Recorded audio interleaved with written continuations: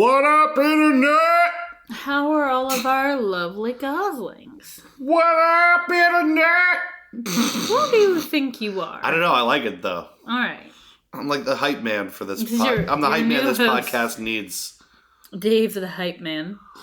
Mm-hmm. So I'm going to go ahead and apologize in advance if I sound weird this episode. Oh, you're trying to do it?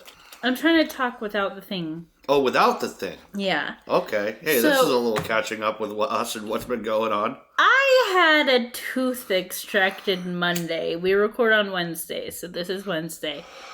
It is one of my front-ish teeth. It's one of my front top canines. It's like the third over, right? From basically the middle.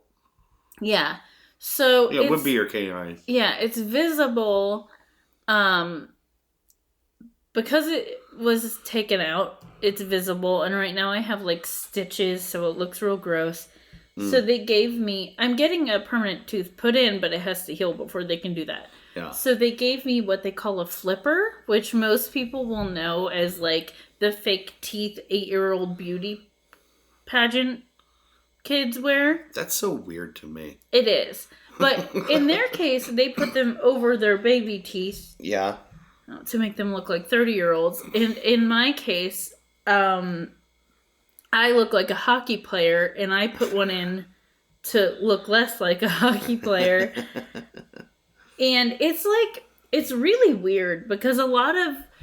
it looks like a retainer, first of all. Right, it looks like a retainer, and it just has one little tooth that fits around. Yeah. And to kind of look like I have a tooth, basically.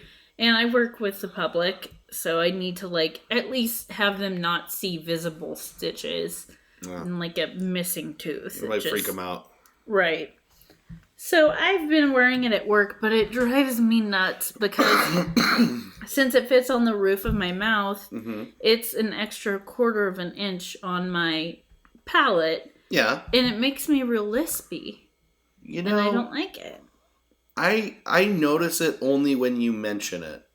Here, let's pop it in and see what the people think. I'm going to do a little pop test here. All right, she is inserting her fang into her head. Okay, there it is. Yeah.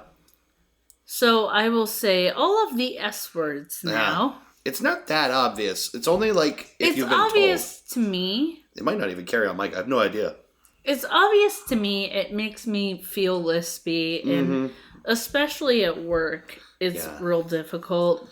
Because I'm trying to, like, sometimes people can't hear. I deal with a lot of older people, and we also have a drive-through, and people can never hear us through that. Yeah. So I'm, like, yelling, and I'm like, I can't fucking talk. Yeah. I can't articulate anything. You know what it is it's the roof of the mouth thing that's the biggest interferer. Yeah, because it's like an extra 1/4 of an inch. And that's where you make your S. Right. Is on that's the roof why of your I'm mouth. lispy. Yeah.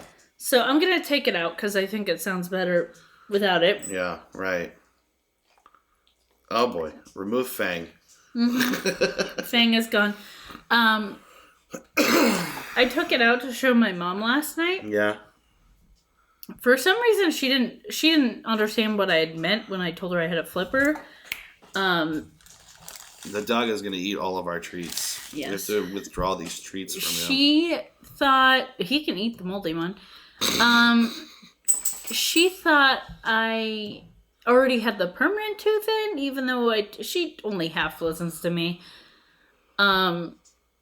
So I, like, took it out to show her. Yeah. And... she, like, freaked out because I don't know what she thought was happening, but she thought it was a permanent tooth. So I just started pulling it out of my mouth, and she's like, what? It was really funny. Yeah. I wish you could have seen the look on her face. That would have been fun. And I was like, no, it has to heal before they could put the permanent tooth in. And I can't wait. So we skipped something here, but I'm sitting across from Gappy Teefy Port. Yes, that's a good one. And, I'm sitting across from Drugsy Caretaken Baby because I got home from my procedure and you were just like over the top. You're always very sweet, but you're over the top sweet and accommodating. Well, I was really nervous about it because I know how traumatizing that can be.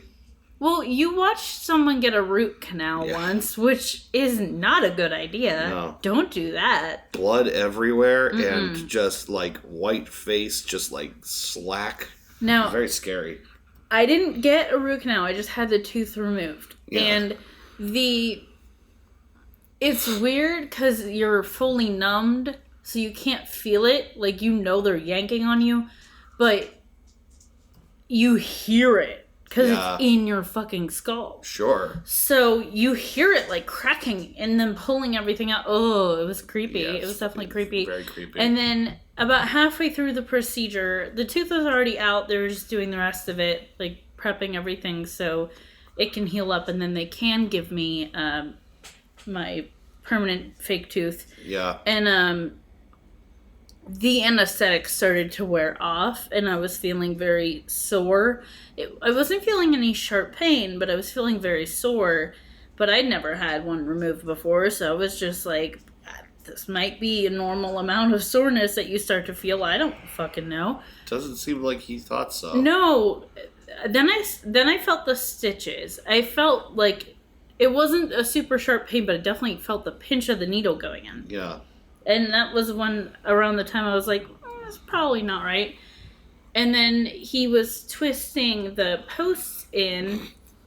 Wonder how many people have tuned out for this one already. I know. People hate dental stuff, but that was when it started to hurt really bad. I mean, he's literally screwing something into my jaw. And, go away, dog. And I just let out a, He's like, did you feel that? And I was like, uh-huh. Yeah. And then he just kind of stopped and went, it hurts. Where does it hurt? And it's like, my entire mouth is numb. I can't talk. Everywhere. It hurts all of the places you are touching. Yeah. But he gave me more numbing and finished up pretty quickly after that. And then I went and got drugs from the pharmacy. And honestly, afterwards, the pain has been really manageable. I haven't been too bad at all. I've been taking ibuprofen and all that jazz, and it's been good. This has been Tooth Talk. It's a big experience for me. It would be. It's a horrifying thing to have happen. And it's in the front of my mouth. Mm-hmm. The thing is, you really, even before you had it pulled, I really didn't notice it that much. Well, you couldn't tell because the part of my tooth that was missing... Oh, I never said this on the podcast, but I lost part of my tooth on vacation biting into a piece of New York pizza. Let's be clear. Shitty New York pizza. Not great New York pizza. I mean, it was decent. But it was like real chewy. And a really tough crust. Yeah, and a part of my tooth just broke off. So it was half of that incisor, but it was the half that, like, the back half. Yeah. That you can't tell if really, you're straight on. If you're looking at it, it's the right half. If I'm out here looking at your tooth, it's the right half of your tooth. Right. Yeah. Yeah. I'm glad we cleared that up for everyone. That might help people put a picture in the head of your tooth breaking vertically. Right. So it was, if you're looking at me head on, you couldn't tell. Yeah. Right before, like a couple days before I had the procedure, my mom was like, she looked at me and went, Chris, you can't even tell. Yeah. Just, like, have them take the tooth out. Don't get a new one in. I'm like, Mom, you can't tell part of my tooth is missing. Yeah. You'll be able to clearly see my entire tooth is missing. Especially, like, when you fully smile, you know? Right. And you don't want to feel bad about smiling. Right. And I have, like, decent teeth, except for that fucked up one. So, it was very disappointing. But it'll be fine once I get the permanent one. I'm coming to terms with it. Yeah. Tooth loss. It's tooth real. loss. Tooth grief. Tooth grief. That fateful day at 2:30. Oh, God. The dentist's favorite time. I tried to make a couple 2:30 jokes at my first dentist appointment about this whole thing, and they did not find it as funny as I did. Are you serious? Mm-hmm. Do you mean to tell me the people at the... Hold just a fucking minute here.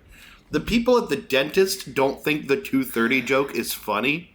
I'm sure they've heard it like 1,000,000,001 times. Unforgivable.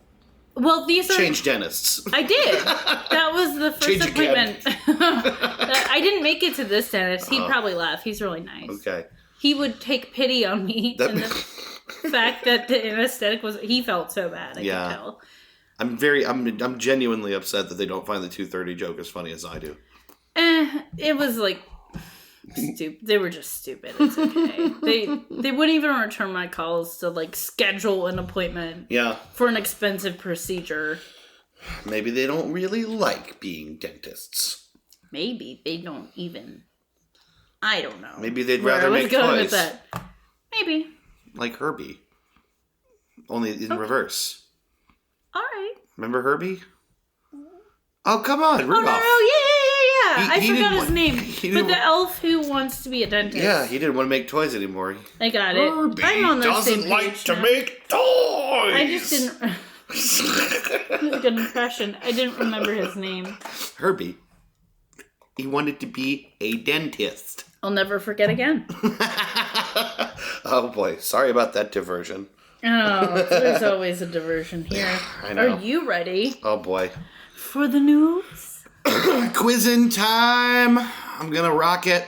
I'm gonna so rock it. I'm gonna guess so good. You're gonna rock down to Electric Avenue, and then we'll take it higher? Yeah, they're about the same. Out in the street. Out in the street. People dancing. I love that song. Pop, pop, pop, pop, pop, pop, pop. In a very weird way, I love that song. It's really wacky. I feel like it wouldn't happen today. It's so good. All right, so the goal of this. Two lies and a truth. I have to guess the true story of 3 news stories. Correct. And I'm going to crush it, even though I barely ever do. All right. Well, if anyone would, it'd be you between the two of us, because I am 0 for 0. I've got a gleaming 25% record. Yes. First one. Yeah. Man busted with over 1,000 fake drugs at Bonnaroo. I'm doing God's work. Okay, that sounds very real to me. Doing God's work, handing out drugs at Bonnaroo sounds very fake real. Drugs. Oh, what? Oh, fake. Oh, wait. Oh, so they're fake drugs. Man busted with over 1,000 fake drugs at Bonnaroo. I'm doing God's work. Oh, so he's out there. What a dick. He's out there selling fake drugs so that people don't do drugs. What a dick. He was. All right. Second one. Mm-hmm. Security fail. Bank was robbed for thousands of dollars while panic button tripped alarms at the business across the street. Ooh. Okay. So he goes to rob the place. Teller hits a button. Police go to the other side of the street instead? Instead of sending a loud panic alarm or a silent panic alarm to the police directly to let them know there's an issue, something happened and it set off an audible alarm at a business across the street, which did not help the people getting robbed. I'm suspicious of that one. I'm giving that one a tentative wag of the finger. A little fingy wag. Ready for the last one? Big changes for little town. 10-year-old mayor has big plans for tourist attraction. Okay, well, that is ripped directly out of Parks and Recreation. So I don't know if it's real or not. That Ben Wyatt was mayor of his town on Parks and Rec. Yeah, but he wasn't 10. Nah, he was young though. He was like 16 or something. He was 18. Oh, when he was Ice Clown? Yeah. Okay, fine. Well, anyway. But yes, there's some similarities there. 10-year-old mayor. You know, the thing is, that shit happens all the time. There's, like, remote towns where, like, the dog at the police station... There's a lot of dog mayors. Yeah, like... A lot of dog mayors. Because if you're in the middle of, like, nowhere in Nebraska, why the fuck not? Allegra or Renee, I forget which, I think it was Allegra, went to a town whose mayor is a dog and got to meet the dog mayor on very short notice. Like, well, you know, that's surprising because I'm sure he's really busy. He's a very busy dog mayor. He's had a lot of important dog mayor appointments. He's got 5 constituents to worry about. His receptionist, a.k.a. his owner, was very nice and accommodated a quick meeting. Now I'm really thinking here. Okay, do you want to recap? Yeah, let's do one just for everybody. Man busted with over 1,000 fake drugs at Bonnaroo. I'm doing God's work. Okay. Security fail. Bank robbed for thousands of dollars when panic button trips alarms at business across the street. Mm-hmm. Big change for little town. 10-year-old mayor has big plans for tourist attraction. Damn. 2 of these I really feel like... I believe the first and third one. I believe the first and third one. I can so see fake drug guy existing. I can believe 10-year-old mayor wants to put, I don't know, like a laser tag, museum of laser tag in like some remote town in Pennsylvania or Missouri. Yeah, Missouri. It's definitely got to be Missouri. Missouri. Shit.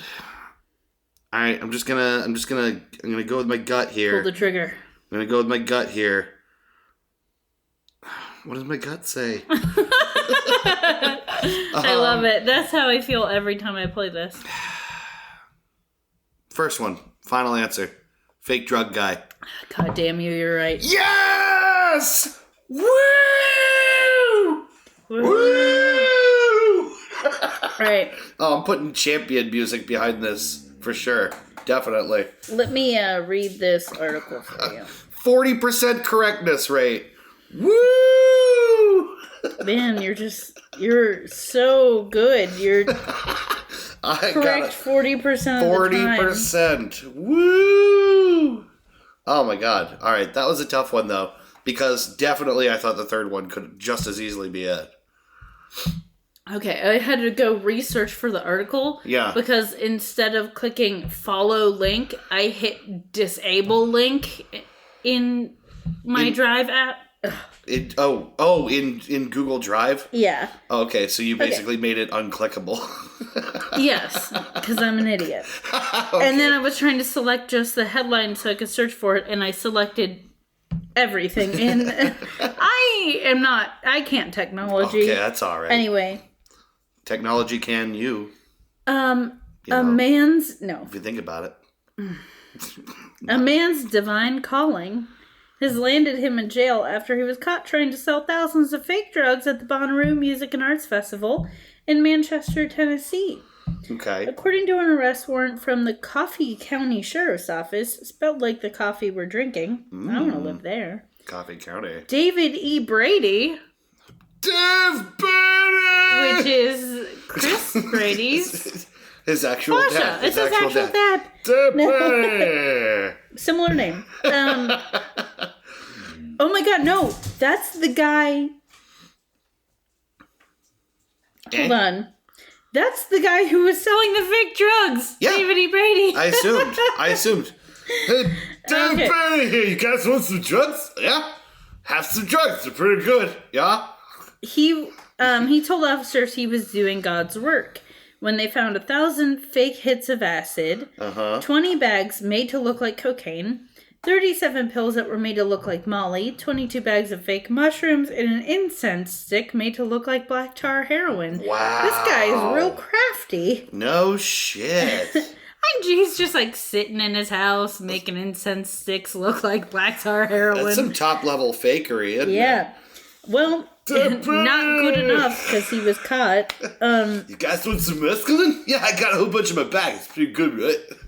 He was sitting in a tent Wednesday when he was approached by Coffee County deputies after one of them saw him with what appeared to be narcotics. Mm-hmm. As they came closer, Brady threw the object behind him. When he stood up, he had a bag of mushrooms hanging from his waistband. Officers said they searched him and found the fake drugs. He told them he was doing God's work by selling fake drugs. Yeah, or just conning people. Exactly. I mean, you could justify lying to people any number of ways. You're profiting off of it. That's not fucking God's work. No, you definitely get your taste. Deputies discovered Brady was wanted in Arkansas on a felony bench warrant. Arkansas subsequently said it would extradite Brady. He faces a charge of being a fugitive from justice and 2 charges of possession of counterfeit controlled substances. His bail was set at $120,000. I didn't realize there was a charge for possessing counterfeit drugs. There is now. Wow. That's actually really interesting. I never thought about it, but like, they have to have a way to. There are people who do this shit all the time. Sure, it's illegal. Right. I mean, the real charge is the con, but if you have a bookable law like carrying around fake drugs and pretending they're real to sell them, then yeah, I can see it. It's something you can actually put someone in the tank for. Yeah, not to mention like there are people who cut stuff with stuff that isn't. Yeah. Doable. I'm sure a lot of these laws, they try to like rack up as many charges for these people as they can. Yeah. So on top of like one charge, they might throw like a counterfeit charge at someone too. Yeah, it makes sense. But in this case, all the drugs were fake. All the drugs were fake. Huh. So if you bought some drugs at Bonnaroo and they did nothing, blame Dave Brady. If you didn't get sufficiently fucked up at Bonnaroo, blame Dave Brady. Then join the club. Wow. Oh my God. All right, 40%. I'm coming out gloves swinging. You see me? Mad. You see what I'm doing here? This was not my best one. I was a little. I thought that was really good. Yeah. Yeah. The second one I kind of was like wagging the finger at, but the first and third one. The second one was basically oh God, what's the site that you like? Like Clickhole? It was Clickhole. It was Clickhole? Yeah, I reworded it a little bit, but it was basically a Clickhole article.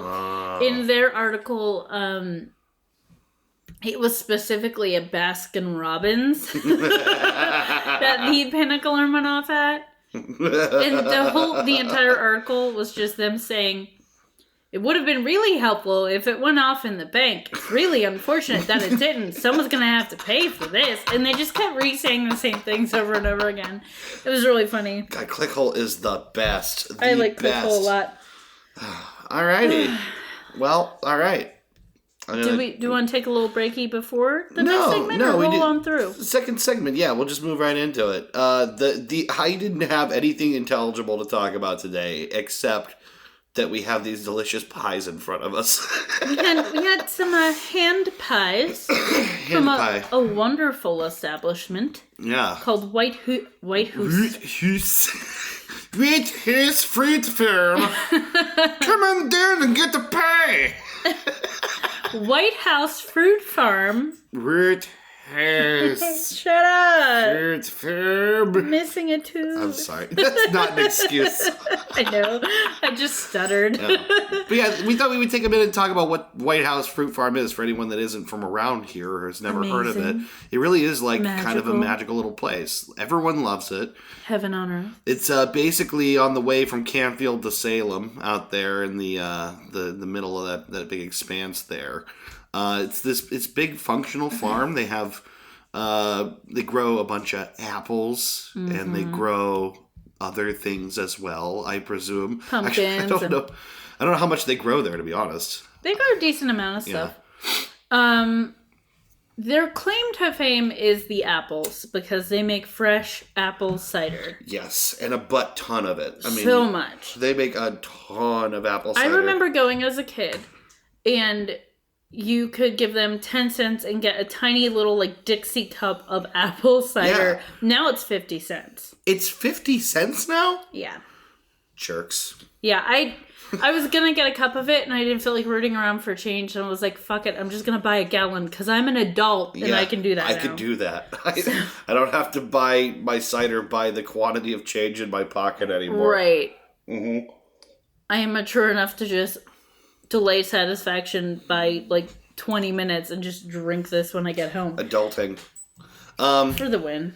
Yeah, so White House Fruit Farm, among other things, obviously, they do that, but they have a whole selection of the different kind of things you expect to find at a farm or dairy market. In places like this, they have a large selection of things like cheeses and relishes and canned goods. Yeah, a lot of canned goods, salsas. Hot I got sauces a queso, hot sauces. Yeah. Ooh, peppers and oil, which are my jam. A lot of those things, I'm increasingly suspicious of, places like that, basically buying stuff in and putting their label on it. Do you know what I mean? Yeah. I think it actually happens a lot. A lot of times, though, I feel like what they do is they have a lot of products from local places. They don't, put their label on it. They just let it be what it is. Right. But I've gotten honey from there before. Because it's supposed to help with allergies to eat local honey. Yeah, right. I haven't noticed it. I don't have a whole lot of allergies. I didn't notice a huge difference with that, but I like honey, so. But I know, the last time I was in Valant, Pennsylvania, I was there with Drew. We went to get cider, and we sat and drank cider, and then we went into some of these local little storefronts, right? They had all kinds of things like, soup mixes and spice mixes and different kind of things you expect like that. And they were all from different places in Ohio. Mm-hmm. And I started to go, oh, okay, well, why? Why is that? And I think it's probably just the expectation of the buying public that you have a big, big variety and you can't do it all yourself. So you have to have some things you made, and then you just have to kind of pack your shelves with lots of stuff, which I think is a little sad that people can't be bothered to just go to White House for, say, the cider and the donuts. Oh, the Although, donuts. let's talk about the donuts. The donuts. White House's donuts are legendary. Particularly their blueberry glazed donut has a following beyond a following. Okay, I don't know if I told you this. I work at a pharmacy, and we're not supposed to talk to drug reps. Okay. And one time a drug rep came up, and I was, trying to do other crap, and she's, talking at me, and she's just leave this for your pharmacist, just the information about this thing. I'm like, okay, I'll just pass it on to him, whatever. Right. She leaves. I was busy. I was doing 5 billion other things. So she walks away. I walk away to go finish what I was doing. Mm-hmm. And the pharmacist that was there goes, she left donuts. And I was like, we are not allowed to accept stuff. Yeah. They were White House donuts. Oh, how dare she? I know. I was so mad. Put you in that moral Please tell me you ate it. No, don't talk about it on the air, but I want to know if you ate the donut, because I would have. The donuts disappeared into a section of the store that do not have a camera. That's all I can say about it. That's all I need to know. That's how I was mad because she deceived me. Yeah, right. And also tempted me with donuts. These are seriously the freshest, best donuts. Yeah, they're so damn in the good. world. Their blueberry is so good. That's what I'm saying. All their donuts are really good, but I have to get a blueberry. Yeah. And then whatever other donuts I devour. Yeah. Shoot, are also great. If I go into work late tomorrow for movie night, I might just pick up some donuts for everybody. Oh. They would really appreciate that. Oh, who wouldn't? Seriously, if someone was like, no, I don't want these donuts. That's when you shush them and just place the donut upon their lips. Shush. And go, you want this. I know you want this. A little louder? You want this. You want this. You want this donut. Eat this donut. Yeah. Yeah, maybe I'll bring those into work. They would appreciate that. That'd be sweet. But we have something to taste in front of us that is one of these little hand pies. So I figure maybe we should do that. So imagine a McDonald's apple pie, but larger and more stuffed with deliciousness. Yeah, a little pie pocket. This particular one is the Buckeye pie. Oh my gosh. So take one of these. This is the one that survived, because one of them turned out. The other one was pumpkin, and we didn't get to it fast enough. It was a little moldy. Okay, first of all, this is just jam packed with fudge. I think there's peanut butter on the inside. I see it. It's on the little curve on the inside. Anyone who doesn't know what a Buckeye is, I feel like most of our listeners are our friends and they're from Ohio and they know, but Buckeyes are a nut. Yeah. But they have a specific look to them. It's like a dark brown with a little tan on, like, a tan circle that's exposed. Yeah, right. The inside is exposed in a circle on one side. Right. So it's tradition to have Buckeye cookies. Now, in elementary school, Buckeye cookies, or Buckeyes, were just a sheet of basically peanut butter with chocolate on top cut into squares, not shaped like a Buckeye. Right. But they were so good. The traditional way is a actual ball of peanut butter dipped almost all the way in chocolate. Dipped in chocolate with that little round tanness of peanut butter exposed. Looks just like a freaking Buckeye, and they're so good. I can't wait anymore. I gotta taste this. Eat it. Eat it. So this is a Buckeye pie. It's fudge and peanut butter. Oh, hell yeah. Mm-hmm. It's gonna sound really good. Yep. Wow, that's really good. The hand pie has that nice glaze to it. Yeah, it's like the outside sort of a... I don't think I got any peanut butter in my piece. Are you serious? It's just all fudge. I don't have very much peanut butter either. Yeah. I think it's almost entirely They went fudge. heavy on the fudge. Yeah. It's good though. Which is in its way the opposite of a Buckeye. A Buckeye is mostly peanut butter, really. And then it's dipped in chocolate. A Buckeye's deceiving to the eye because it looks like mostly chocolate, but it's mostly peanut butter. Right. Oh my god, though. This is really good. Yummy. Hand pie. We have another half a hand pie left. Do we really? Oh, yeah. This that is makes just sense. half. Ah. No, very good. Oh, no. Oh, I wanted to say the company that made the hand pie, because it doesn't appear that it was made by them, is Swiss Made. That's a brand. Okay. And they are from Gambier, Gambier, Ohio. I wonder where that is. I think it's on the other side of the state, maybe in the Columbus-ish area, because the phone number on here has a 740 area code. Okay. Their other flavors: apple, black raspberry, blackberry, blueberry, of course Buckeye, cherry, chocolate, grape. Grape? Grape pie? That sounds terrible to me. I'm sorry. I'm sure it's delicious. Lemon, peach, pineapple, raisin, red raspberry, strawberry, rhubarb. I would dive into that. Yeah. And their seasonal flavor is pumpkin. We had the pumpkin one, but we weren't able to eat it because it got moldy, and now Bo wants to eat it. Yeah, you can't have it. Can't have it. Yeah, they're basically halfway in between Akron and Columbus. A little bit closer to Columbus. Okay. But That's kind of what I was thinking. yeah, I'd be interested in eating more of those. The grape is weird. That's a weird Unless idea. it's like a grape jam. And also raisin. Yeah. I'm sure it's like grape preserves. Yeah. In a pie, because that's how you make fruit pies. Yeah, right. But it just seems weird. It would have to be like a jelly type thing. It would be like, yeah. Yeah. Maybe it's not that bad. It's like a peanut butter jelly without the peanut butter. Yeah, but these are pretty good. Yeah. And I'm all about this. I suggest to anyone, go check out White House. Yeah. Last if you're around here and you haven't gone, I don't know how the hell you missed I basically go once a year, and it's usually the worst possible time to go when I do go. Yeah.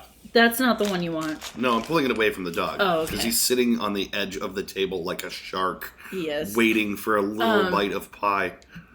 So, this has chocolate. It will kill you. He doesn't seem deterred. No, he doesn't care.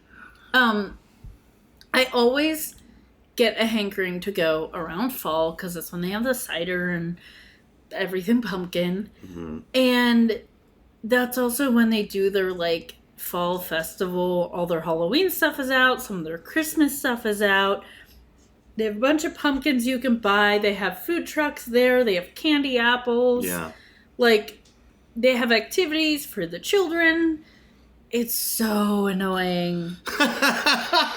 It's nice, so though. Annoying. It's nice, but I never realize it until I'm pulling in and there's people directing traffic for the parking, and I go, I have made a terrible mistake. Right. I mean, it's okay to go and do that stuff, but I need when you're to surprised by it, be prepared for it. Yeah. This last time I went, I was coming home from something else in Salem, and I passed it on my way there, and on the way home, I was like, I'm going to White House Fruit Farm! And I, like, turned in. The wheel. And then there's people directing traffic for the parking. And I was like, oh, God, what did I do?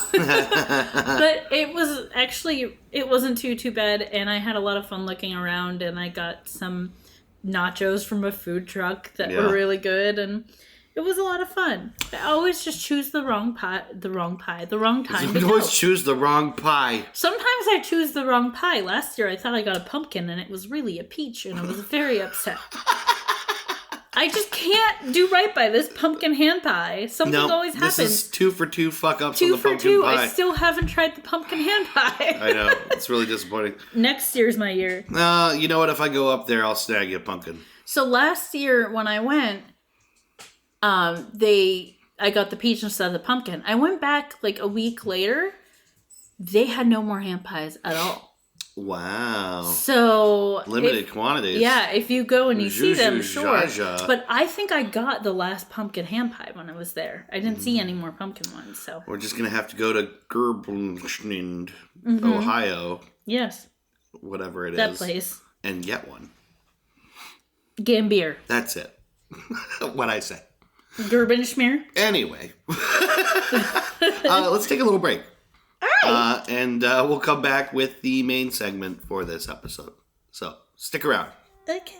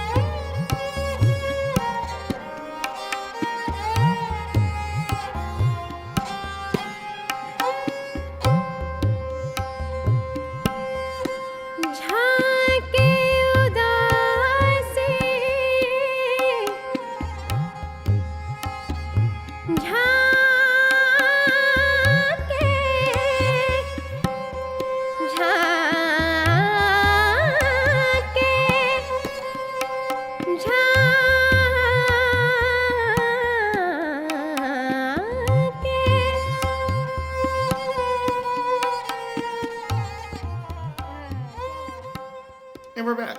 And we're back. And we're back. And we're back. I killed a creepy bug. Yeah, you were real freaked out. That thing freaked me out big time. It did. It was a little millipede looking thing.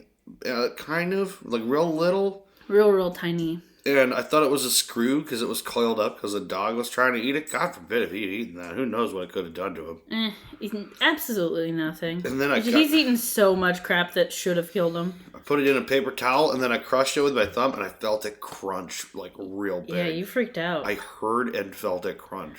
I thought you threw your back out because you were bent over crushing it. And I hear it crunch, but then you go, whoa! And I'm like, oh no. Did you just hurt yourself killing a bug? Because this isn't a whole new development. That's all it takes. New ways you find yourself getting older. Oh, man. Throwing your back out, squishing a bug. Seriously. I'm fucked. No. Our friend Trish slipped in the shower and sprained her ankle a little while ago, and we still give her shit at work about that. Yeah. I mean, I didn't really give her shit because I see myself doing that. I think the only reason I haven't done that is because both places I regularly shower have those tubs for the elderly where really you actually little sit shower. inside them. Yeah. So I'm protected from myself. Yeah. I'm protected from myself. Yeah, the worst you could do is fall into the wall that is very, very close to you already. Right. Yeah. And like in your case, doesn't yours have like a bar? It does, you can grab? But if you grab that, you're going down. That thing is not. Oh, really? That it's ain't not anchored sturdy for nothing. Oh, yeah. Good thing we don't need it. Jeez. I know it's thin and wobbly, and if you were to pull it, it would just come right the fuck down. Well, that's good to know. Yeah, don't trust that thing. So today, yes, it is. It is time. No, don't do that. Why not? Today we are discussing. It's Rafiki. Isn't it? Discussing. Isn't it Rafiki?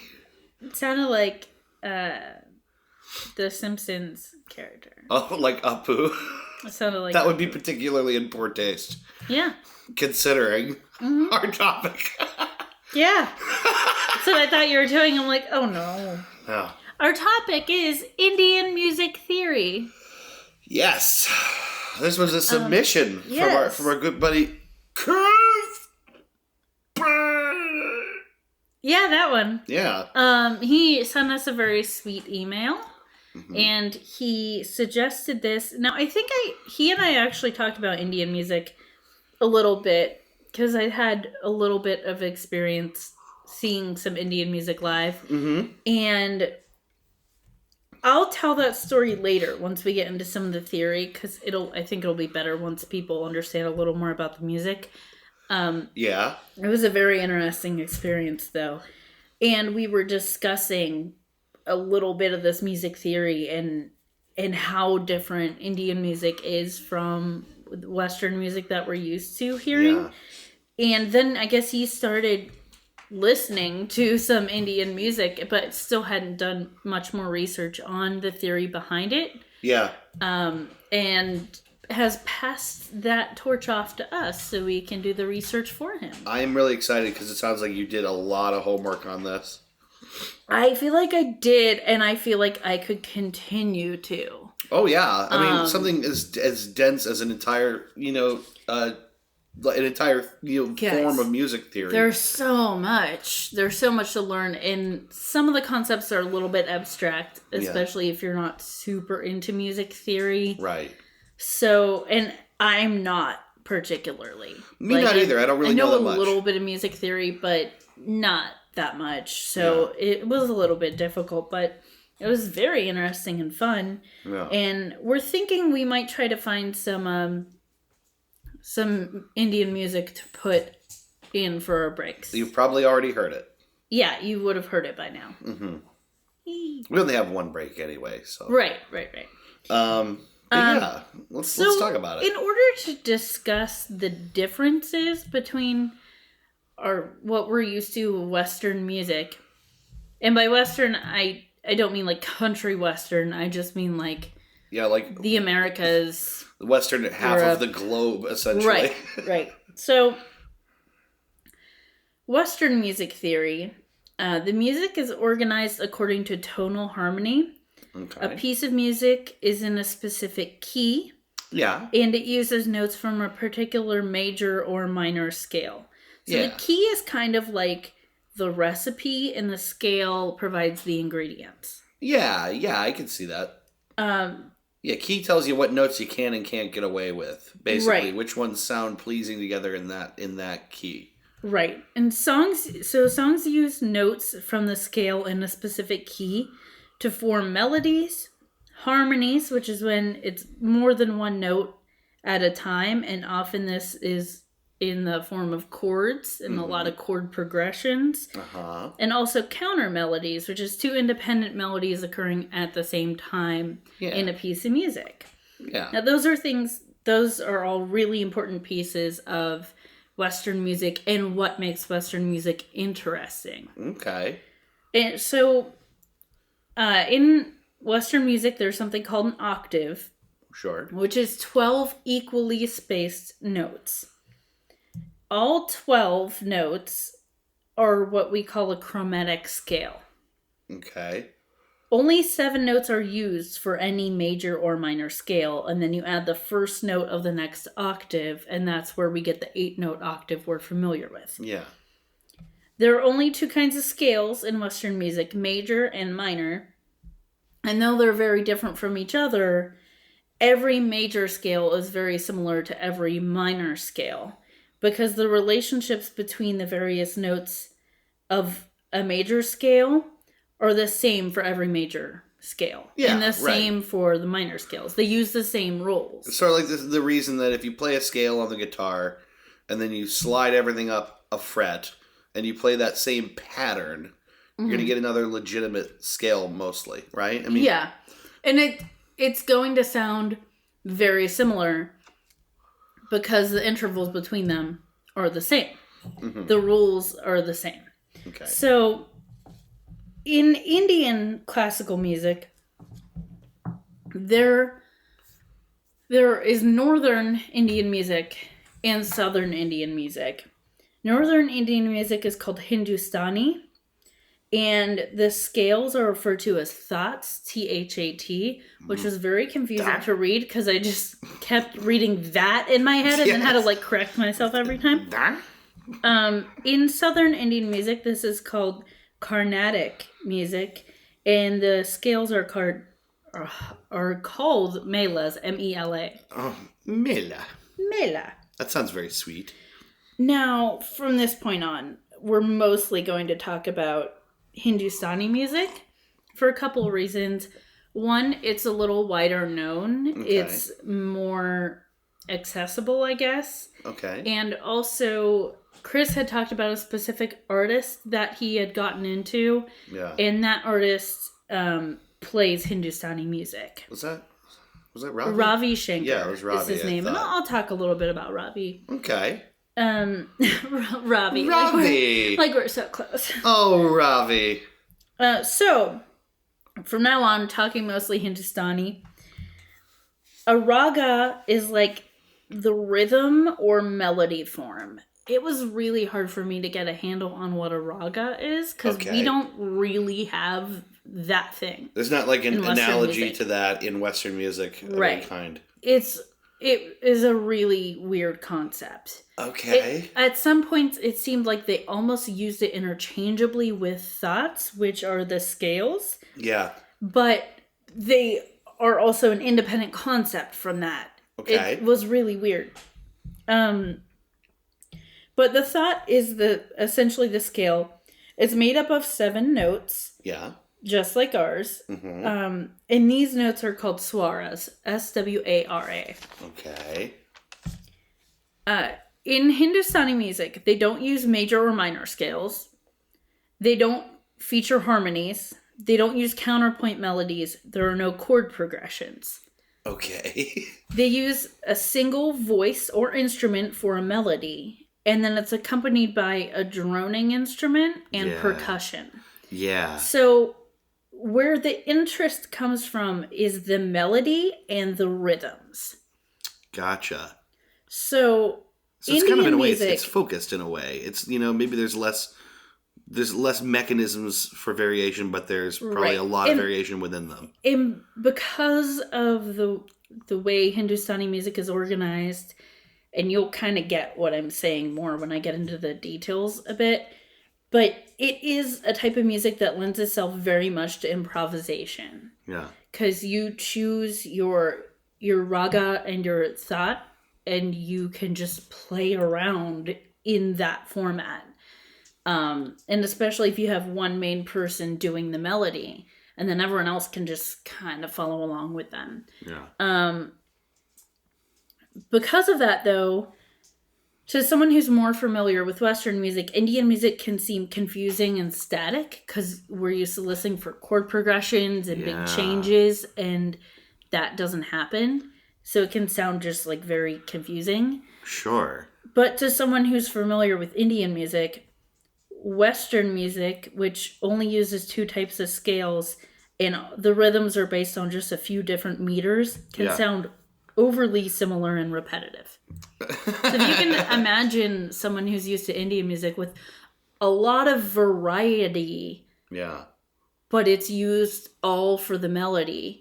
Yeah. Listening, and for the rhythms, listening to Western music, which is basically a lot more rigid in its rules. Yeah. And not as much variation in what you can do with it. Yeah. It's just really interesting to think about that idea of, like, I know my experience having heard indie music for the first time. Yeah. And I can just imagine the opposite experience. It's just really funny to me. It's funny because it sounds like what you're saying is that both groups of listeners, when they hear the form of music they're unfamiliar with, find it kind of similar and unchanging. Am I understanding that? Like, well, because that's the thing is the Indian music has this drone thing going on. It's not moving in the way that we think of music moving. They find it off-putting for different reasons. But I'll talk more when I talk about my experience. I can explain firsthand what that was like for me. Okay. So Indian music also has octaves, which are divided into 12 notes, swaras. Yeah. But it's not tuned like the chromatic scale, and I'll talk about tuning in a little bit because that's really important. Okay. So they also use 7 notes for any given piece of music. Uh-huh. So the thoughts or scales have different flavors. It's not like the major scale or the minor scale that every scale uses the same set of rules for the relationship between the notes. Uh-huh. The interval patterns are different for each thought. So they can sound very different from each other or have their own kind of feel to them. Okay. There are 10 popular thoughts. And so basically 10 different most popular scales. Sure. I want to go back to Carnatic music really quick because if we remember that the melas are scales in Carnatic music, there are over 70 melas. No shit. Yes. So I just want to touch on that because that is crazy. That's very interesting. So the first note of an Indian scale is given as C. Uh-huh. But thoughts and ragas aren't fixed in pitch, so the intervals are the important part. So traditionally you can start on C, but if you wanted to do it differently, start on a different pitch, the only thing you would really need to preserve to have it be that same thought is the relationship, the intervals between each note. So as long as you were doing that the same, it would still be the same thought. Gotcha. So there were 8 thoughts listed on the page I got this information from. And real quick, I just want to say kind of the name of the website. In full disclosure, I have no recollection of how I found it. Okay. I was looking around for information, and I have no idea how I found this specific one. It's literally just a web page of text, and I can't find a menu on it to find anything identifying. Well, you must have Googled it, right? It must have come through Google. Right, but I can't trace it. I don't know exactly how I found it or what link I clicked on, but it had a lot of really good information broken down in a great way. It is the revelation of Ganesh. So the website was tundra.cnx.rice.edu, and then a string of other information that you need to get to the page, because if you just type the first part in, it doesn't go there. Yeah, right. There's like a colon and 4/8/content/ a bunch of other stuff. Yeah, right. So I'm sorry that's a really bad reference, but it's buried deep in an Apache server somewhere where you need the link. The information was really solid. I just have no idea how I found it. I used a couple different websites, but this was the one I mostly relied on because it was broken up into nice little sections, and it had links that you could skip from section to section, and it was really good. Sorry, I don't have a better reference for it. That's all right. I mean, we can link it off if we, want to. But they listed several of the thoughts. These are Asavari, Bilawal, Bhairav, Bhairavi, Kafi, Kalyan, Kamaj, Purvi, and Todi. Purvi? Purvi. I knew you were going to say something about that. When I was writing it, I was like, Purvi. I want to play it in the Purvi thought. Purvi thought? Purvi thought? Purvi thought, anyone? So, ready for your Purvi thoughts? Oh my goodness. since the thoughts traditionally start on the note C, the notes of a thought are C, D, E, F, G, A, and B, but some are flatted, some are sharped, Okay. and each thought is different. There is one consistent thing, which we'll swing back around later and I'll talk more about it when we come to tuning. The C and the G are never flatted or sharped. Okay. In every single thought. That is one thing that's consistent. That's interesting. I wonder, is there a reason for that we're getting to? Yes, we will. Okay. So the pattern of half step, whole step, and minor third intervals is unique to each thought. And also a piece of music. So this is where we talk even more about the kind of variation there is in this music and the interest it can generate. Yeah. And the variety it can generate, because a piece of music might not even use all 7 notes of the thought. Some ragas can use 5 or 6 notes. So you have these thoughts that are 7 notes long, but you might not use all of them. There's just so much you can do to play around with it. Yeah. So Hindustani and Carnatic music both have ragas. The confusing thing, if you are learning Indian music and switching between the two, sometimes the ragas in Carnatic music have the same names as the ragas in Hindustani, but they're referencing a different raga. Ooh, that's tricky. It's just like, this is the kind of thing you learn because you grew up in it. Yeah. And you just know it. And if you weren't taught from a young age, if it's not part of your culture, I feel like it'd be very difficult to jump in and really immerse yourself in this because of those kind of things. Yeah. But it would be very interesting at the same time. You just have to really get into it. You really have to have a very good mental conceptualization of like a collection of sounds. Right. In order to hear like a particular raga and identify it, or to be asked to play one. I watched a video on an Indian musician who's actually Ravi Shankar's daughter, Anushka Shankar. Okay. Discussing what a raga is. Mm-hmm. And it sounds like a paint palette to me. I mean, it's really... She didn't do a bad job of describing it, but basically she gave a little description and went, really, the only answer is that there's no simple answer for what a raga is. Yeah. Like, it's a very abstract concept. Yeah. In a way, it'd be like, you describe pumpkin pie. Or like describe like a taste that is a combination of tastes. How do you really explain that to someone who's never had it? If we think of Indian culture, this makes a lot more sense to me because, like, I have an Ayurvedic cookbook, which is like an Indian theory of cooking that focuses on the different flavors and how every meal should have a little bit of each different flavor to balance it out. And that's kind of what this is applied to music. It's the different flavors of music, and there should be all of these different feelings in each piece of music. Yeah. So the ragas don't just dictate what notes you're playing, but also how they're played. If they're played ascending, if they're played descending. Sometimes there are specific main pitches. The dog just scared the hell out of me. I think he spotted a fly. Oh no. He's hunting. I'm sorry, that just made me jump. I'm watching him charging. Oh, where is it, dude? Get it already. Oh my god. Sometimes there will be main pitches and other specific pitches that are largely ornamental pitches. Mm-hmm. It can dictate your tuning, how you tune for that raga. Since the melody is the main point of interest, the variation of all this allows for that interest.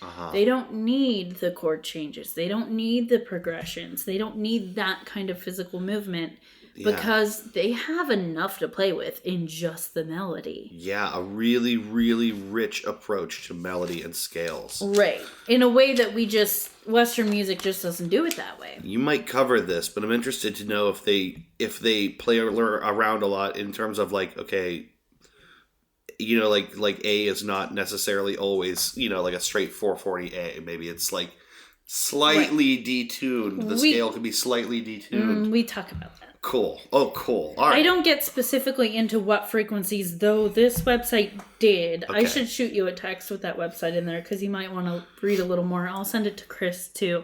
Yeah. So one thing they did point out, which I thought was interesting, and I thought you might find interesting because you were pretty big into church when you were younger. Yeah.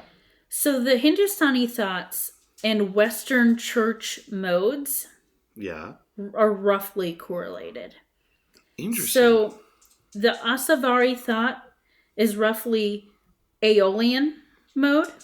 Okay. Which is the natural minor scale. Mm-hmm. The Bilawal thought is roughly Ionian mode, which is the major scale. Uh-huh.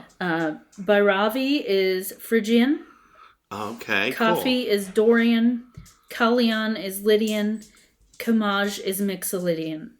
Nice. The thoughts are used differently than modes are, and the notes are only roughly the same because the tuning is different. Yeah, okay.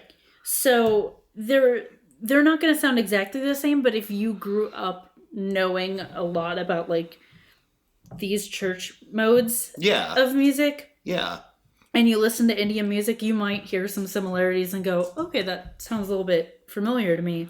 I'd be interested to know if these were developed with any awareness of each other or if this is just something humans do. I think it's something humans do. Math is very important when it comes to music. Yeah. And there are things that... I mean, they were even talking about... oh God, what is it? The spiral. The Fibonacci sequence. They even talked about Fibonacci and stuff in this. That's cool. Very cool to me. So... now we're going to talk about tuning. Let's talk tuning. This is something Chris was interested in. Okay. So, by the way, this is really cool. Let me go back and skip again back to Western music and talk about how we do it in Western music because it's important setup for, I feel like, most people who are going to be listening to this. Mm-hmm. Western music uses equal temperament. Okay. Standard tuning. Yeah. So... only the octave notes are pure intervals. Mm-hmm. So there are 12 equally spaced half steps. All other intervals are also measured in half step. Like, all intervals are measured in half steps. Yeah. So because of this, because of spacing everything equally, your fifth is not a pure fifth. It is a little bit less frequency than what the actual pure fifth would be. Okay. And your major third is a little bit larger, larger frequency than the pure major third. Okay. So equal temperament is good for music that uses frequent key changes. It's chromatic and harmonically complex. It's also good if you want to play some very atonal music. Gives you room to do that. Uh-huh. It's scientific and mathematical. You don't have to keep retuning to change keys. Yeah, right. But it can be unsatisfying because of the lack of pure intervals. It's just not orally, aurally as satisfying. Yeah. Especially to someone who is very into music and music theory. Because of the lack of pure intervals, except for the octaves. Okay. So in India, the most common accompaniment instrument is the tanpura, which is pretty similar to the sitar. It's not exactly the same, but they're similar instruments, which is what Ravi Shankar plays, the musician that Chris is into. Yeah. So the tanpura is a chordophone. It's in the lute family. It has 4 long strings plucked one after another. Yeah. It takes about 5 seconds to play each 4-string cycle. The cycle is played continuously throughout the music. So we talked about that kind of droning, that you have your main melody and then you have kind of a droning going on. Right. This would be like your droning. The strings vibrate for a couple seconds after being plucked, so the harmonics interact with each other, which causes that buzzing, droning sound. So you hear a constant pitch, but varying timbre. Interesting. The constant pitches are perfect fifths. Okay. So in all thoughts, like I mentioned before, the C and the G are not flatted or sharped. Mm-hmm. So if you're tuning in C, 2 strings of the tempura would be tuned to middle C, 1 would be tuned to C an octave lower, and the last string would be tuned to G. So this is the pure perfect fifth that you hear. Yeah, okay, I got that. So these pure intervals are really pleasing to the ear, but a pure octave can't be divided into 12 equally spaced pitches. Okay. You wouldn't get pure octaves if you divide it equally. Yeah. So where do the remaining pitches come from? It depends on the raga. Okay. So that determines what else what you're filling in around this. Yeah, your tuning depends on what raga you're playing. So the raga you're playing determines what the intervals specifically are going to be for that octave and how you're going to tune everything. No kidding. It's so crazy. Yeah, this is starting to get pretty complicated. Deep. Yeah, it is complicated. So the octaves are divided into the 12 swaras or notes, but the intervals aren't equal. So the interval between C and D is typically larger than the interval between D and E. Mm-hmm.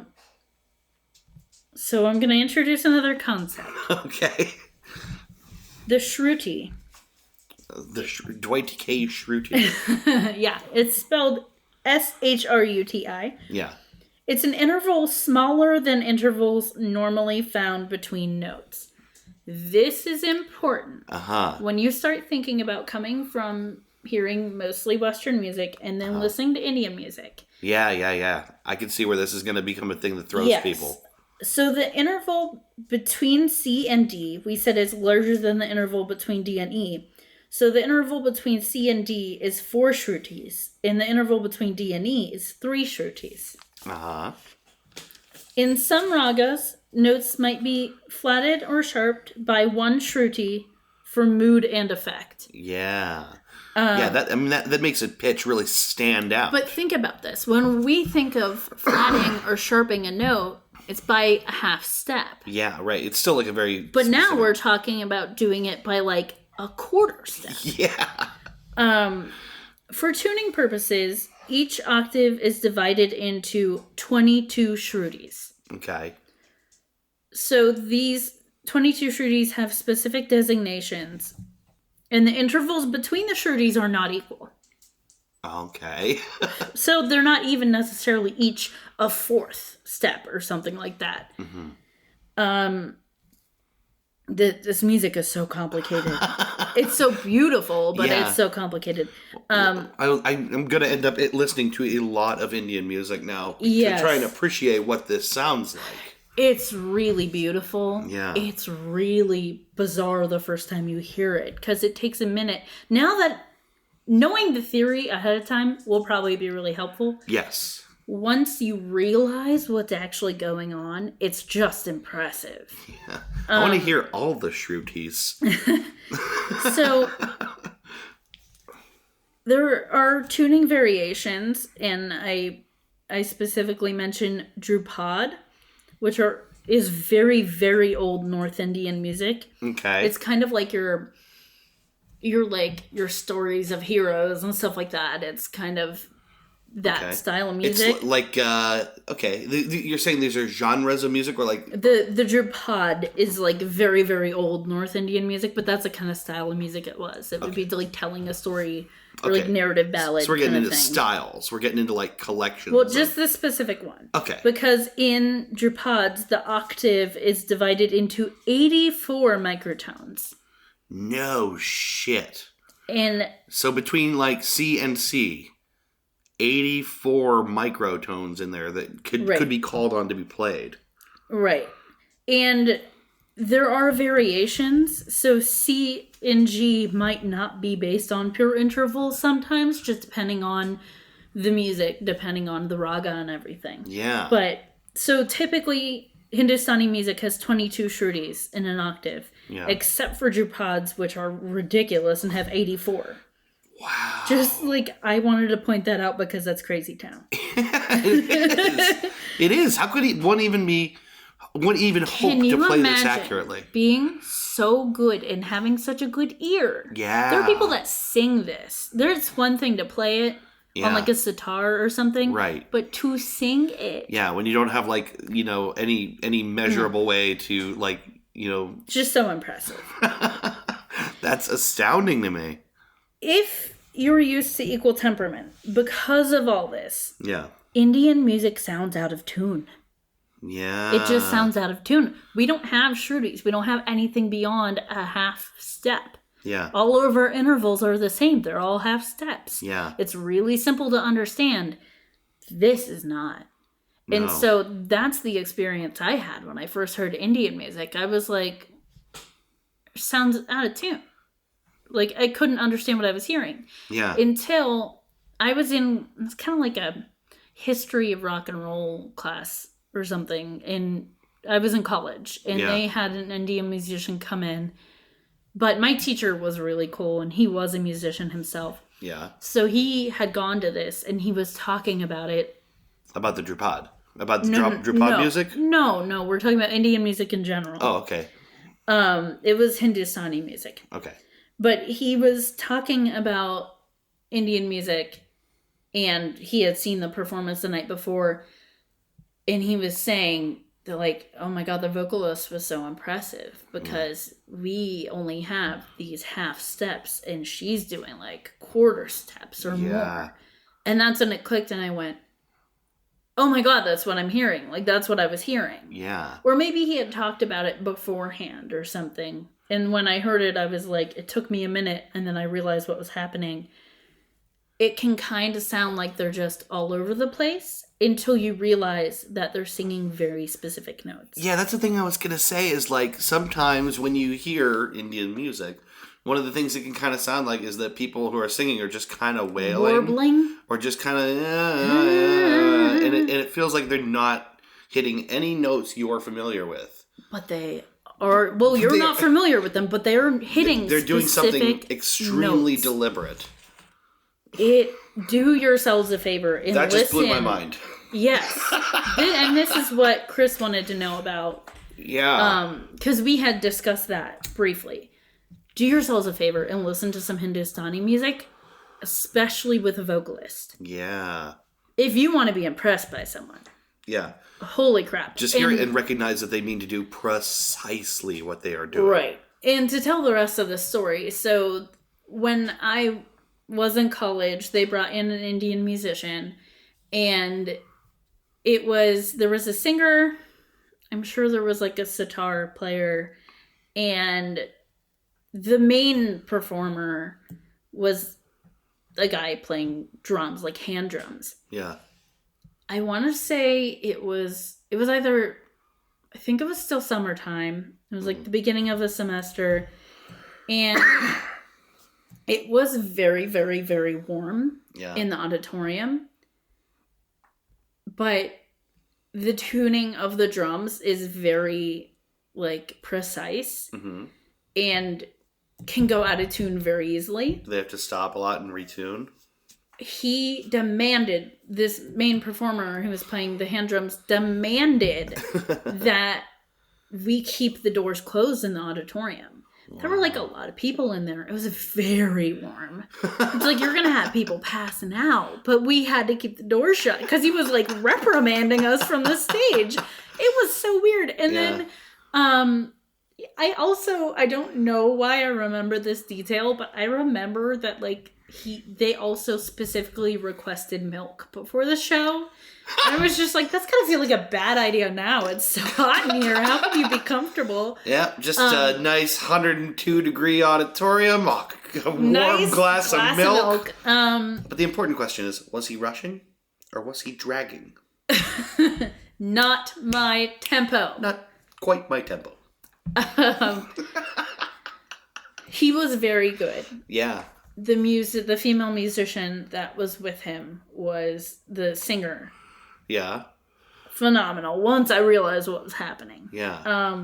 Very, very good. Very impressive. Music was beautiful. It was just so bizarre because he was like yelling at the audience. Like, yeah, right. So weird, but the music was great. That was my story on that. God, now that I'm thinking about this, I'm realizing all the times I've ever heard music that I might have just, if not outright dismissed, just didn't appreciate. Right. It really helps to know this theory behind it. Yeah. Because you get how impressive it is. God, and they must be furious that people don't fucking get it. Real quickly, though, I want to just mention Ravi Shankar.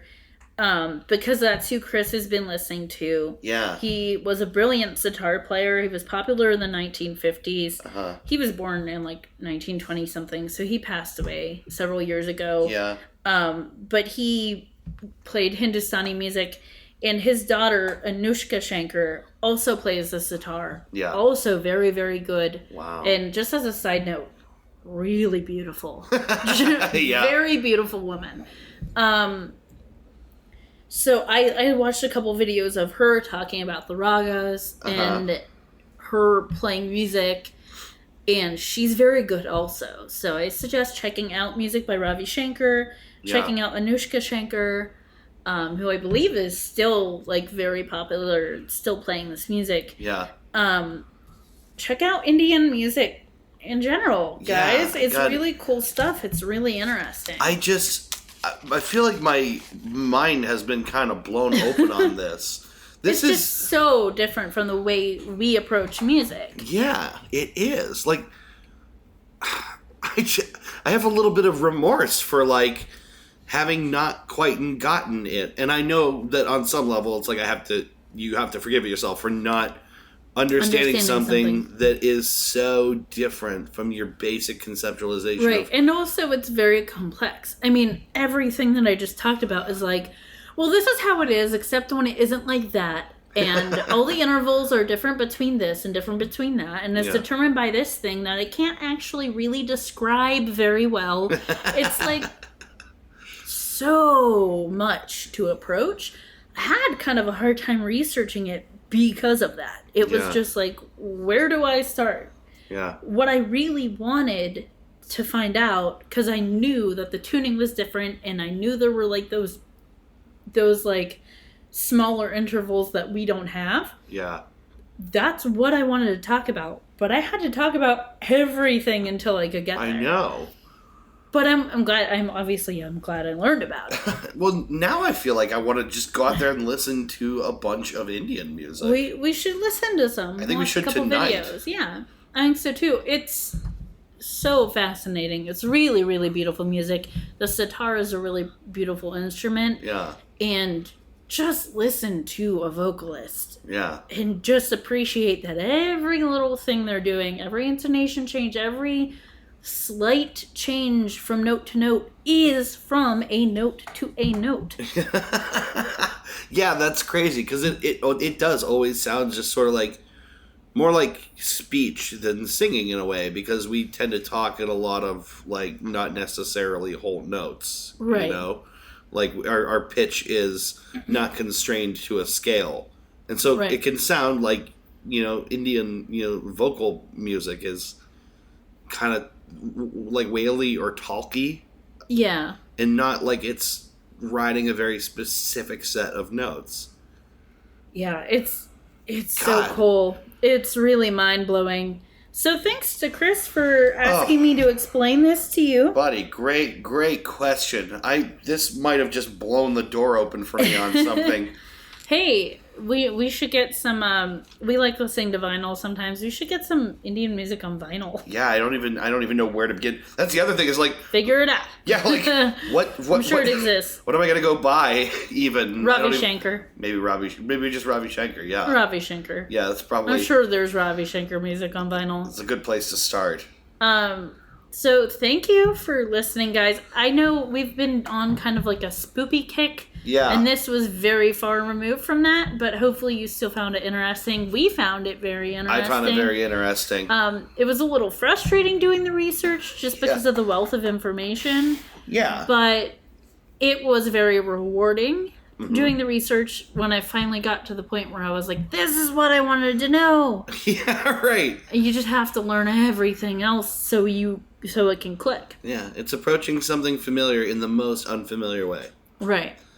Oh, wow. Yeah, thank you for listening to this one. This has been fun. Go listen to some Indian music. Yeah. I know I am going to. Yeah. And I think, so next week, the episode will be the day after Halloween. Uh-huh. So we're going to have a little bit of a spoopy treat for you. We're going to have a spoop. Well, it'll be a little spoopier. I don't know what we're going to spoop on, but we're going to spoop. I told you, but I'll tell you again. Tell me again. Yeah. Anyway, yeah. Thanks for listening to Goose Chase. Goose Chase. And we will see you in a week with another episode. Let me put my little fake toothy back in. There you go. Thanks for listening. Thanks, guys. It sounds perfectly fine to me. I hear it. Ah, boy. Bye. Bye-bye. You've been listening to Goose Chase. We are Goose Chase Podcast on Facebook and Twitter. On Twitter, our handle is @GooseChasePod, and our website is www.goosechasepodcast.com. If you have any topics you would like us to research, please email us at goosechasepodcast@gmail.com. Want to go on a goose chase? Yes.